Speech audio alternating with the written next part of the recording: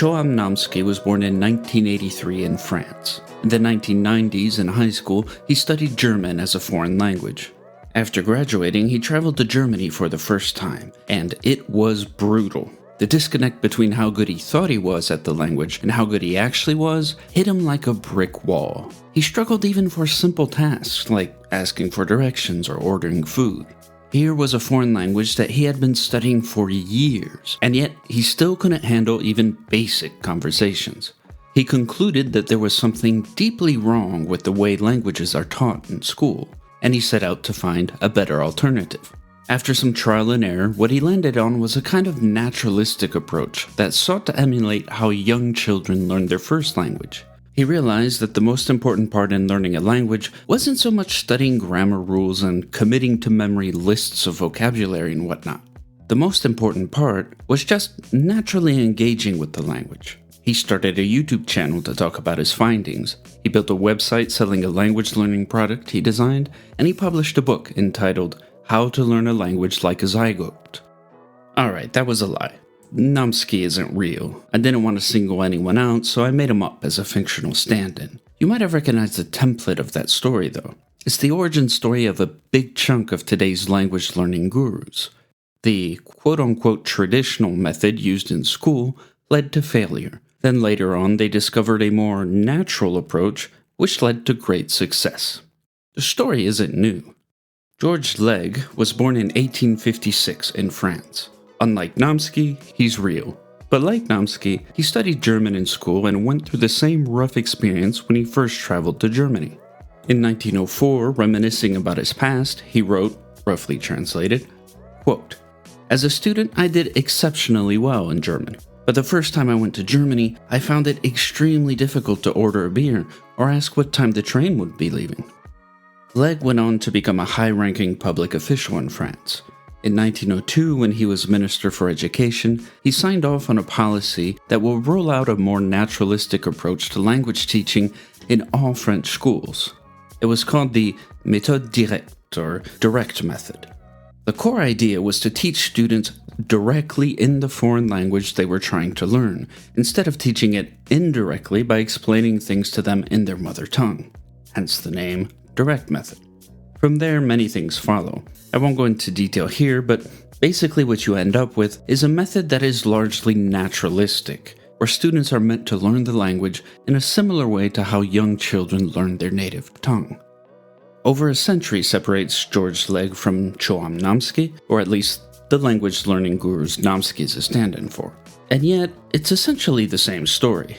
They learned a language using a traditional method in school, realized that the results just weren't up to snuff, and then looked to more natural methods as a viable alternative. So how do we make sense of that? Does it mean that schools just haven't changed at all since then?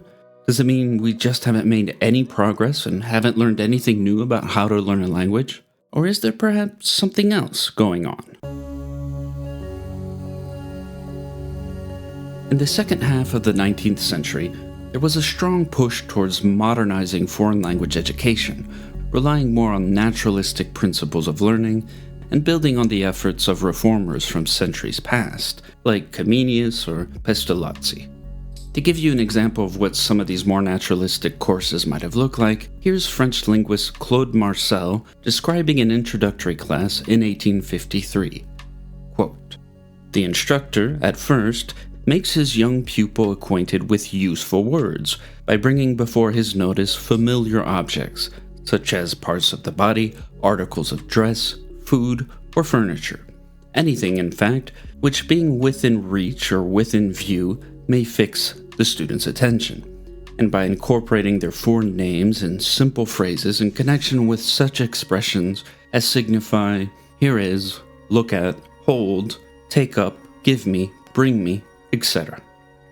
A few decades later, another Frenchman by the name of Lambert Sauveur described his own beginner French courses in very similar terms. Quote, "How can one go from the known to the unknown when the known is zero? Without doubt, the known in French is zero, and I cannot start from nothing. But do you not know that there is a language which is yours and mine, without being English or French? The language of all, the admirable language of gesture?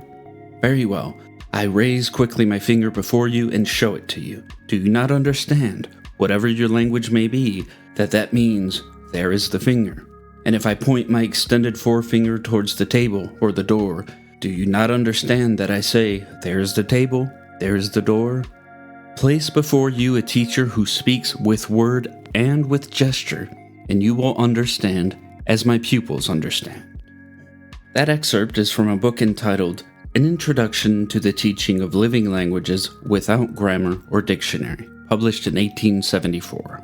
The title is pretty self-explanatory, but it can give you a sense of what people mean when they speak of a natural approach to learning a language. By natural, they basically mean how young children learn their native language before they're old enough to go to school.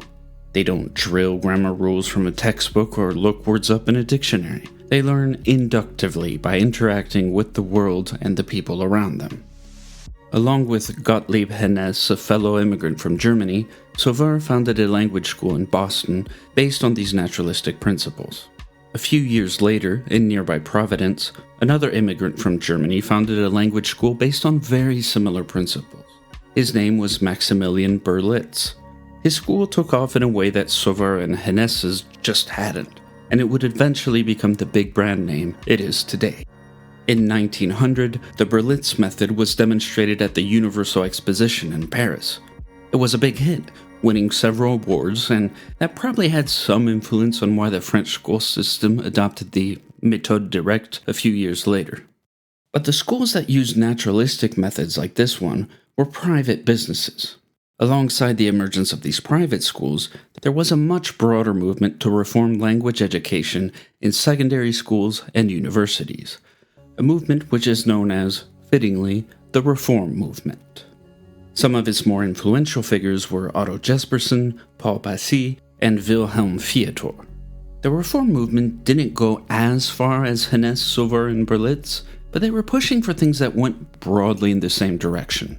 They argued that classes should focus on spoken language rather than written language. They argued that classes should be taught entirely in the language students were trying to learn, rather than teachers trying to explain things in the student's mother tongue. They also argued that instead of studying explicit grammar rules, students should pick up grammar inductively by reading or listening to meaningful, connected texts. The Reform Movement was a reaction to the method most commonly used in schools at the time, a method which relied heavily on teaching explicit grammar rules and on the use of translation. Since these were the two main things the reformers disliked about the method, they started calling it the grammar translation method. According to linguist and historian Anthony Howitt, the grammar translation method originated in Prussia in the early 19th century. As part of broader educational reforms, the Prussians were looking to build a foreign language curriculum that was appropriate for children.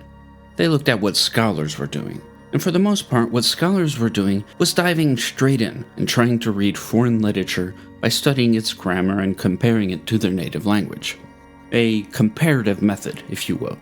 But these were scholars who were adults and who had already been trained in the grammar of Latin and ancient Greek. You couldn't expect young children to do the same thing. So the Prussian reformers tried using the same underlying principles of that comparative method, but simplified them to make it more accessible to children. So instead of diving right into literary works like the scholars were doing, in a grammar translation class, a lesson might consist of one or two simple grammar rules, a few words to learn, a few simple example sentences, and then a few sentences that the students had to translate into the language they were learning in order to put the grammar rules they had learned into practice. But what started out as something really quite simple gradually grew into something a lot more complex. By the time the Reform Movement came along, the amount of grammar rules to learn had become massive, and they were accompanied by an endless list of exceptions. The grammar translation method had turned into an unmanageable monster. It took a while, but the Reform Movement was largely successful. Along with the success of naturalistic methods in private language schools like Berlitz, the Reform Movement set the stage for basically all of the methods that would gain traction in the 20th century. Grammar translation was done and over with. From then on, the pillars of foreign language education would be decidedly naturalistic. Which brings us back to the question we started out with. Made sense back then to have this dichotomy between a traditional method and a natural method. But if these reforms were successful, then how come that dichotomy is still around? How come language learning gurus like Nomsky can still tell that story, and it still makes perfect sense to us? Why are people the way they are? Are they born that way, or are they the product of their environment? We summarize that debate with a simple dichotomy: nature versus nurture. That dichotomy is useful as a quick heuristic. It allows us to tell at a glance what people are arguing, and you could easily place any number of thinkers from different eras on one side or the other of the debate. But this dichotomy has the vices of its virtues. Since it's just a very broad generalization, it allows us to quickly situate what people are saying, but by doing so it obfuscates the more detailed content of their arguments. You could describe what scholars were talking about 300 years ago as nature versus nurture, and you could also describe what scholars are arguing about today as nature versus nurture. But what scholars are arguing about today is very different from what they were arguing 300 years ago. If we don't look any further than the dichotomy, then we may get the misleading impression that nothing has changed, that there have been no new insights, no new scientific discoveries that shed light on the debate, while there very much have been. I think the same can be said about this dichotomy between traditional and natural in language learning. It's useful as a broad generalization, but if you look at what scholars are actually arguing about, a lot has changed over the last century. In fact, for the most part, now the debate doesn't seem to be so much about choosing one over the other. If you look at a modern textbook, chances are you'll find an eclectic mix of things, some of which would fall under the heading natural and others under the heading traditional. For example, a typical textbook today might start each lesson with some kind of illustrated dialogue, starting simple and getting gradually more complicated over the course of the lessons. That would fall under the natural heading. But after the dialogue, there might be some explicit grammar rules, and that would fall under the traditional heading. Modern textbooks tend to be an eclectic mix like that, rather than being just one or the other. If you compare that to the 19th century grammar translation textbooks, it's night and day. In those old grammar translation textbooks, you don't start with a dialogue. You start straight with the grammar rules, and then you have a list of out-of-context sentences that are meant to illustrate those rules. So the dichotomy still makes sense to us today, and colloquially we might describe our own school years as traditional method or even the grammar translation method. But in all likelihood, what we were doing in school was very different from what they were doing 200 years ago. If we don't look any further than that dichotomy, then we might not realize just how much stuff derived from naturalistic principles have been incorporated into modern approaches to language learning, even in those we might qualify as traditional. But beyond that, to understand why this debate is still around, we need to zoom out a bit and ask ourselves some broader questions. Instead of asking ourselves, what's the best way to learn a foreign language, we have to ask ourselves, what's the point of getting an education?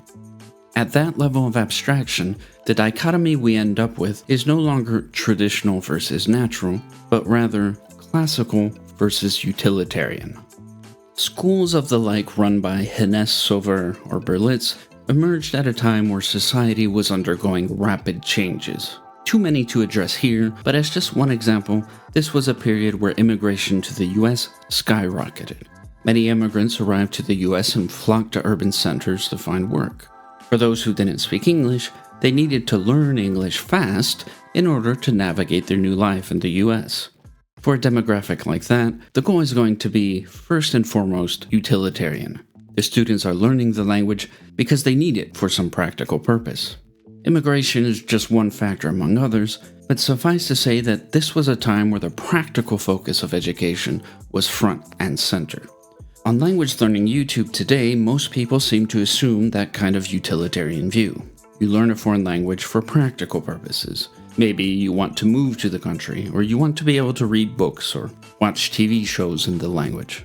Either way, the goal is assumed to be a very practical one.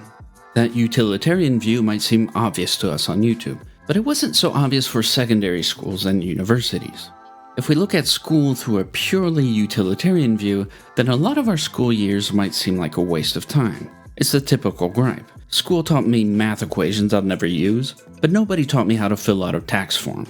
From that perspective, our time would be better spent learning practical things that we can use immediately after we graduate.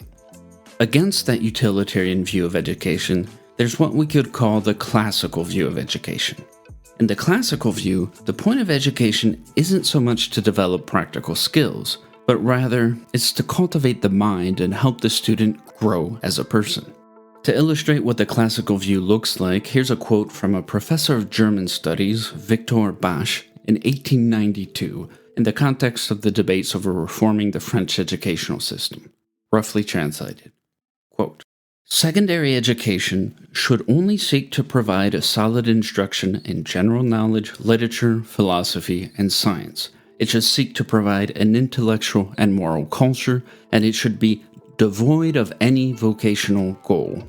We teach our children Latin, ancient Greek, history, and mathematics, not because this is useful knowledge that they will benefit from as soon as they graduate, but rather because we believe these are the best means to develop their mind and make them capable of successfully pursuing more specialized studies should they decide to pursue them. In my view, classical education should aim for nothing, but make one capable of everything." He goes on to question why foreign language education should be any exception to that. If we're adopting the classical view for every other subject, why would we make an exception and adopt the utilitarian view for foreign languages? So if you're a private school catering to adults who need to learn a language fast to survive, there's no tension there. You'll focus on the utilitarian side of things and that's that. But if you're a secondary school or a university, then there can be some tension between the two views. In roughly the same time period as the previous quote by Victor Basch, one educator summarized that tension as follows, roughly translated. Quote, "What have all these debates in Europe about methods led to? The result has been that, on the one hand, the teaching of modern languages is now valued in all of Europe more than it was before. And on the other hand, we recognize just how difficult an endeavor it is. We want language education to be both practical and serious. We want students to be able to speak, but we understand that if they are to speak, they must first be able to think, or in other words, they need to have something to say. The contradictions at the heart of all these debates stem from there." You get the idea. The utilitarian view focuses on making sure you can speak the language. The classical view focuses on making sure you have something worth saying in the first place. And sometimes there's tension between the two. If that tension is still around today, it's because this isn't a simple scientific debate that can be settled through empirical observation. It's a debate that falls more in the realm of philosophy and, dare I say it, politics. One of the main battlegrounds where utilitarian and classical clash with one another is grammar. In the utilitarian view, grammar instruction only plays a small role, but in the classical view, grammar instruction is very important. But what exactly do we mean by grammar instruction? In its broadest sense, grammar just means the structure of language. So if you can understand and speak a language, you know it's grammar. You may not be able to articulate what those rules are, but you know them subconsciously. That's the situation many of us are in vis-a-vis our native tongue. We know when something feels right or feels wrong, but we don't always have the words to say why exactly that is. But what I mean here by grammar instruction is something else. What I mean by grammar is the explicit rules. Like if a Spanish teacher makes you learn a rule like, to form the plural of a Spanish noun, you add s if the noun ends with a vowel, and es if the noun ends with a consonant. Something like that. That's the kind of grammar instruction I'm talking about here. With that understood, grammar was an important part of education as far back as antiquity. In antiquity and in the European Middle Ages, grammar stood alongside things like logic and rhetoric, and the study of grammar was closely intertwined with the study of literature. That survives more or less to this day in primary and secondary education. If you grew up in an area where they teach grammar in your native language, chances are it was taught in the context of literature. One way to think of it is that they weren't teaching you grammar so you could achieve fluency. After all, you were probably already fluent before going to those classes. And they taught grammar, but they were teaching you wasn't how to speak the language per se, but rather how to speak and write it well, according to certain cultural standards. Throughout the Middle Ages, The grammar that was taught in Europe was usually the grammar of Latin. Given the connection between grammar instruction and literature, that makes sense.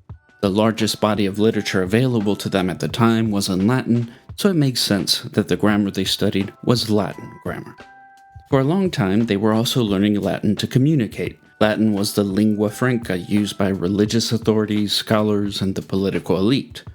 But around the Renaissance, two things happened that would change the role Latin grammar played in education. First, there was a movement to improve the quality of Latin expression. Medieval Latin had evolved quite a bit from the Latin of ancient Rome. That, and there were significant regional differences, as the Latin people spoke and wrote was influenced by whichever other languages they spoke. Some saw this as a kind of decay, and they wanted to return to what they thought of as the more perfect version of Latin spoken in antiquity. Some of the more zealous among them saw Cicero as the best incarnation of how Latin should be written, and so their movement is sometimes called Ciceronianism. Ciceronianism led to a rather extreme focus on accuracy and grammatical correctness. The second thing that happened is that, because of broader social, cultural, technological, and geopolitical changes, people started using Latin less and less, replacing it with other modern languages.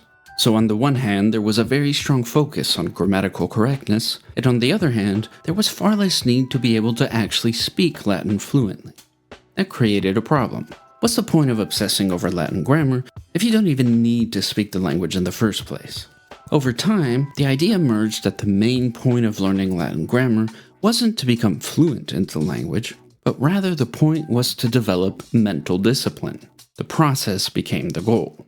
In its more moderate form, what we're dealing with here is basically just the idea that there's something valuable about working hard to complete a difficult task. The "it builds character" line of thinking.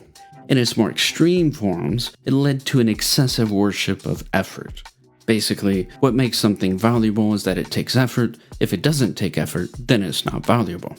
For some, in that more extreme line of reasoning, if you were to argue that this grammar-first approach to language learning doesn't work since students end up not being able to speak the language fluently, that would be beside the point. If anything, the fact that they don't end up fluent just demonstrates that it's hard, and therefore a good way to develop mental discipline. Notice just how far we are now from the more concrete question, what is the best way to learn a foreign language? The conflict between utilitarian and classical views of education isn't about that. It isn't a simple empirical question about how language learning works. These are differences in how we view the world and what we choose to value.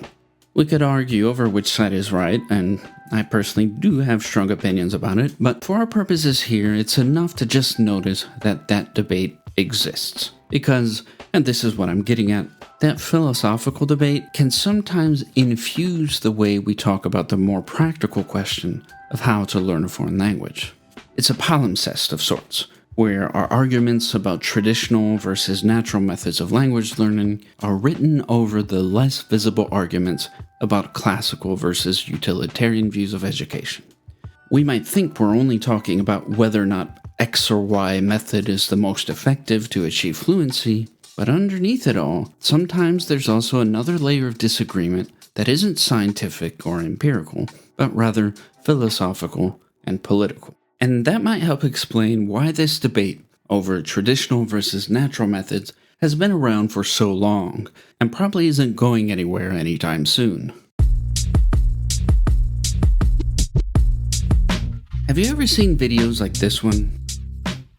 Over the last few years, there's been a steady increase in the number of videos like this, where they try to teach you a language just by talking and by illustrating what they're saying with gestures, pictures, and objects.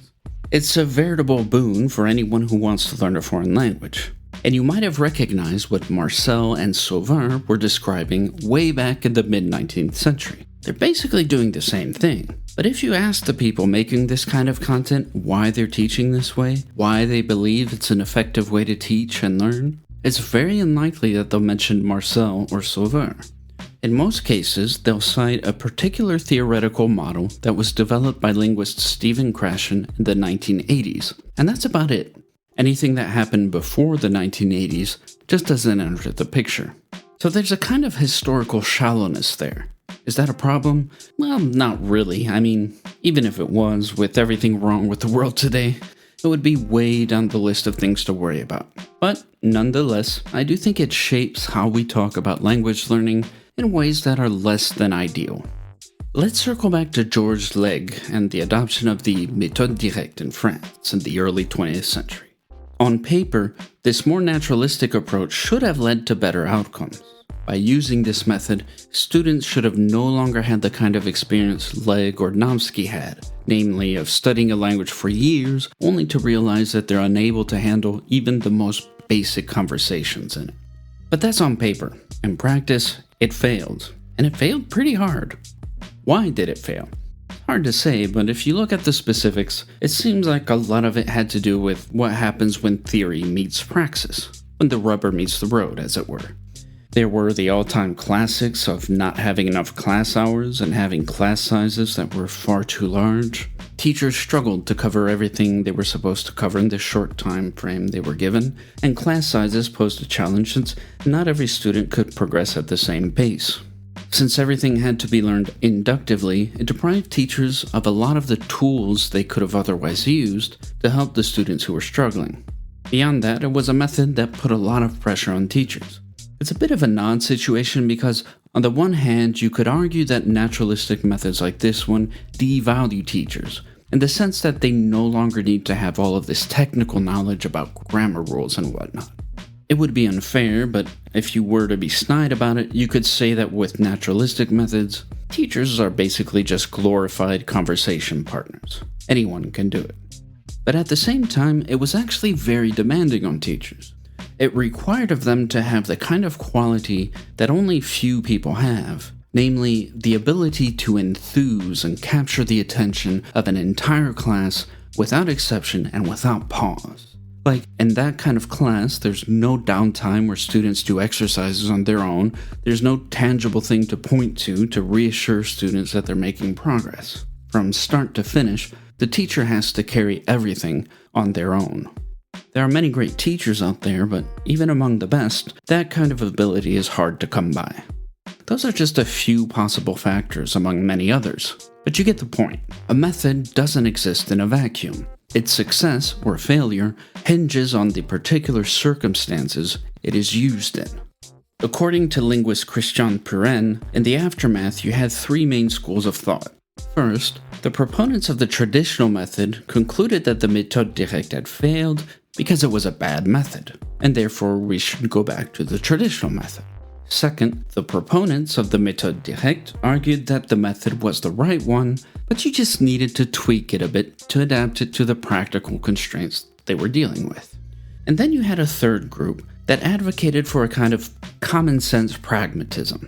This third group argued that we shouldn't be attached to any particular method. Instead, we should choose which method to use based on the specific needs and circumstances we're dealing with. So, for them, method comes second. Method is subordinate to circumstance. In many ways, this last group was a precursor to the current era of language teaching, which some call the post-method era. If we don't go back any further than the 1980s, then we miss all of that, and we ignore the insights our predecessors had. By adopting an ahistorical approach to language learning, we tend to focus on language learning theory at the expense of everything else. We don't consider the role that philosophy and politics might play, like with the differences between classical and utilitarian views of education. And we barely even consider the role of material circumstances. The message we get from many language learning gurus today is something like, "This is how you should learn, because my theory says this is how language acquisition works. And since this is how language acquisition works, it has to work for everyone, everywhere, all of the time." School can then become the foil they use to promote their own products. In this ahistorical view, school reform is easy. There are no political disagreements, no material restrictions on what schools can do, no ways in which school is constrained by how the rest of society is organized. You can argue that the only reason schools sometimes fail is because of the choice of method. That if schools just adopted the method you're promoting on YouTube, then every student would walk out perfectly fluent by the time they graduate. But if you inject history into the mix, then the whole thing falls apart rather quickly. You might have to contend with the fact that there have been instances where the method you prefer, or something very similar to it, was in fact implemented and failed. Ahistoricism breeds a kind of arrogance, a kind of unwarranted sense of certainty and zealotry. If you're completely new to language learning, or remember what it was like when you were, then you probably know what I'm talking about. You're just starting out and you don't really know what you should be doing, so you go online to look for advice. And what you find is a diverse group of people defending very different ideas, some of which simply can't be reconciled with one another. Yet everyone is just oh so certain that their method is the bestest, fastest, most effectivest one out there, and all the others are trash. That can be pretty confusing and hard to navigate. What I'd like to suggest is that the antidote to that kind of arrogance lies in knowledge of the past. That's the value of history. It allows us to contextualize the present, to disambiguate what has worked and what hasn't, and to identify the circumstances that might influence whether or not a given method is successful. And lastly, in a context where there's a financial incentive to present everything and anything as novel, history can also help us recognize what is actually new and what is just old ideas repackaged in fresh, shinier wrapping. All of this has happened before, can never be entirely true. There's a very real sense in which what is happening now has never happened before. But, as the adage goes, history doesn't repeat itself, but sometimes it rhymes. If we want to make sense of what is happening today, those rhymes can be a powerful source of insight.